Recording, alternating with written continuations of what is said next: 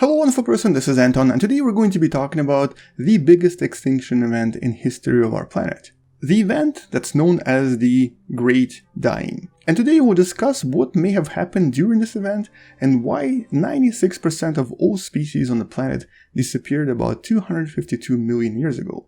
Let's talk about this and welcome to What the Math.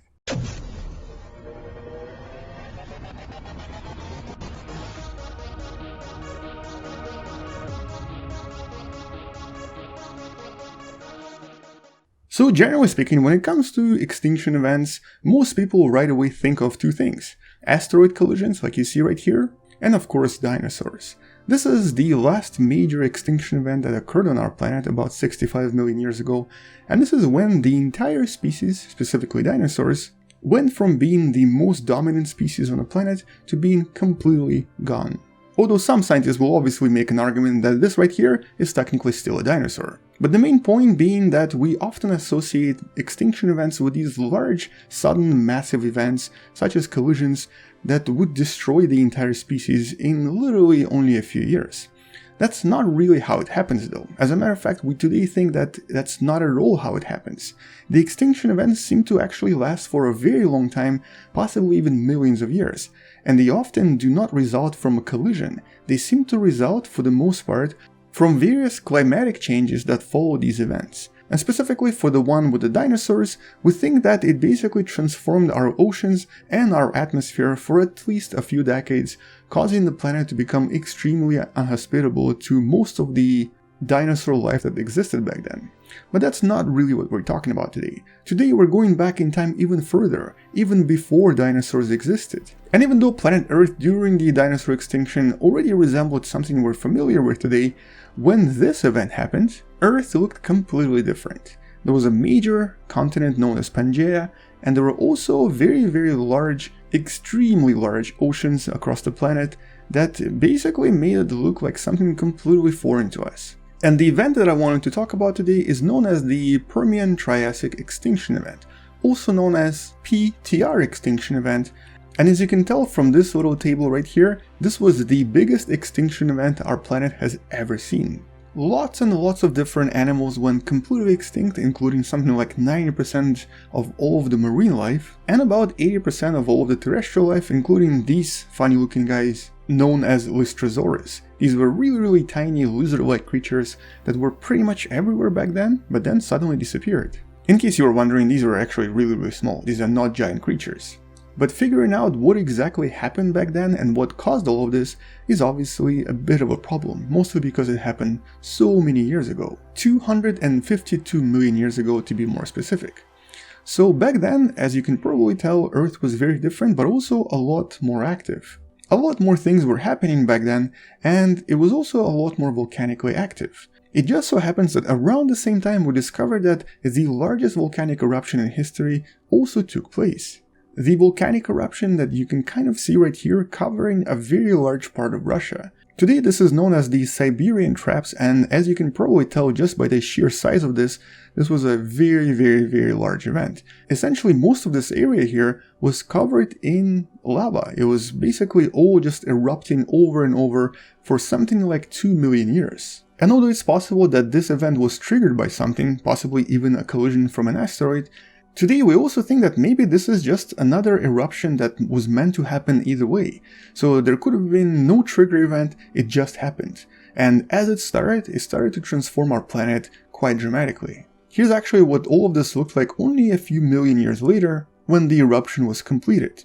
So essentially this did transform the planet quite a lot. It also very likely did have a major effect on the climate, but trying to understand how exactly it changed the climate has always been sort of the major question here. For example, it's possible that the aerosols released by the volcano changed the atmosphere so dramatically that the entire climate has transformed to the point where it could no longer support life. However, the problem here is that we normally associate aerosols with the lowering of temperature, but in this case it does seem like the planet warmed up quite a lot. For example, the measurements from the ocean floor suggest that the temperatures in the oceans were really high, up to about 40 degrees Celsius, or about 104 Fahrenheit. That's very difficult to explain with aerosols from a volcano, so something else may have occurred. Scientists even suggested maybe the volcanic eruption increased the production of the so-called methanogens, the bacteria that's able to produce a lot of methane, and this increased the temperature around the planet. So right now there's really no conclusive evidence, but very recently a lot of scientists started to speculate about something else. Something that actually takes us a little bit closer to what's happening on Earth right now. Coal. Specifically burning of coal, and in really huge amounts. So it turns out, when the scientists behind the paper that you can find in the description below decided to explore the area of the Siberian traps in more detail by essentially investigating some of the areas that nobody's ever even been to, they started to discover these unusual sediments, a lot of sediments, that did suggest there was a lot of burning coal back then, 252 million years ago. After over 6 years of exploring this area and investigating a lot of different rock formations pretty much everywhere, and also collecting over 1,000 different pounds of samples from all over the place, the scientists behind this paper discovered that pretty much most of the volcanic rock from these various regions across really large amounts of space all possessed the signs of burning coal or burning vegetation inside of them.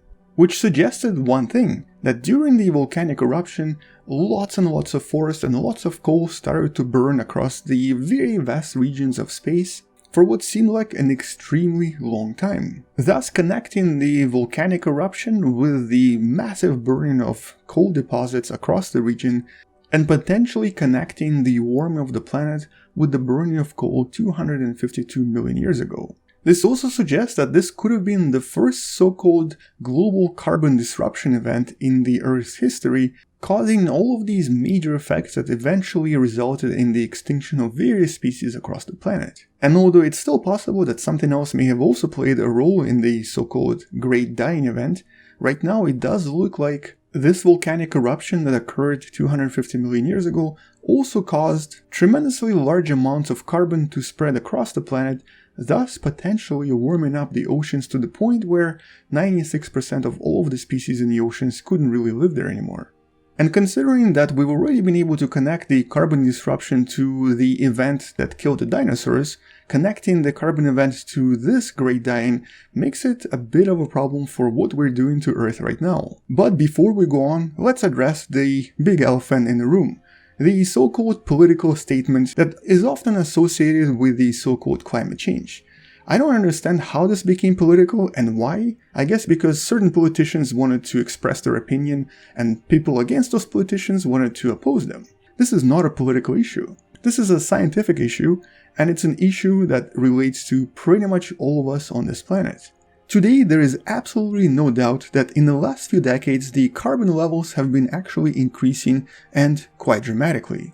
Lots and lots and lots of studies seem to show exactly the same thing. The levels of carbon dioxide that used to be around 300 at the peak are now around 407, and this hasn't stopped from increasing. Every single year this number goes up by 1 or 2.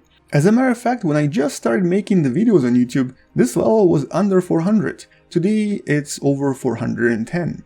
So that's a bit of a concern. Mostly because the more we learn about carbon and the more we learn about its effects on the atmosphere, the more we start realizing how, in the past, a lot of carbon release seems to have been correlated with major extinction events. And that is not a good sign. That is not something you want to politicize and blindly argue against, especially if it's going to affect you, your family, your children, and everybody around you in the next few decades. Because unlike politics, this is not something you can re-elect every 4 years. This is something that's going to stay with us permanently. But I know that no matter how many times I say this, there are still going to be people in the comments saying the opposite. So, I guess I'm gonna stop trying, for now at least. Anyway, the whole point of this video is that it looks like the biggest extinction event was actually kind of connected to the major release of coal into the atmosphere. We also have that happening right now. More and more countries are now using coal for their major source of energy, and unfortunately, as of right now, there doesn't seem to be any sign of this stopping anytime soon. So this is something we actually need to reflect on. This is something we need to address. I don't think it's fun for us to see species extinct again. There are a lot of different energy sources out there. We have many different ways for us to generate energy today, and just saving a few bucks on using coal as opposed to using something more efficient is no longer really an option we should be taking. And the map I'm showing you right now, that was created by NASA only within the last 5 or 6 years or so, clearly shows you how much more coal is released today. This is actually 2015, 2016, 2017, and that's just disturbing. This is really scary. This is really something that I was hoping we would find a solution to a decade ago, but it seems that it actually gotten worse. So on that note, let's hope that after this pandemic is over and after we actually kind of reflect on what we've been doing to the world, we might be able to find a solution to this coal release problem and possibly stop this once and for all. Because the only other alternative is that we go the way of the dinosaurs. And then some other species in millions of years from now is going to be talking about us in the same way we're talking about them. And that is not something I'm willing to accept. Anyway, on that note, check out the paper in the description below because it does actually present a lot of information that I didn't mention in the video. Also, check out the map that was made by Ian Webster a few years ago that allows you to see Earth as it was millions of years ago, including his really awesome dinosaur database, which I also believe is claimed to be the biggest dinosaur database in history. And if you've enjoyed this video, check out some of the other videos I made on the topic of climate change and other extinction events that we've already connected to climatic changes as well, and maybe come back tomorrow to learn something you didn't know before. Also subscribe if you still haven't, share this with someone who loves learning about space and sciences, and maybe support this channel on Patreon because it does help me quite a lot. I'll see you tomorrow, space out, and as always, bye bye.